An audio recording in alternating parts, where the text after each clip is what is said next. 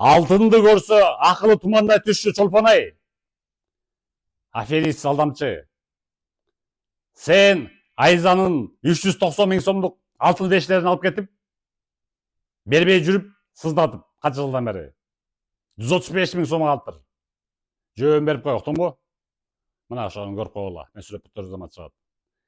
Фотография, видеосу. Кушубакова Чолпон-ай Абдилляевна. Өзү 50 жашта. Айзадан алып кетип, берекет таштеген. Убагында бербей 135 000 сом калды. Кашап жүрөт, сыздатып жүрөт. Жөн берип коек, уктуңбу? Чолпон-ай. Болбосо соттошуп, милиция ашып бүтүп калат баары. Пока жөн сурап атканда берип койгон. Мына көрүп койгула ошол Чолпон-айды.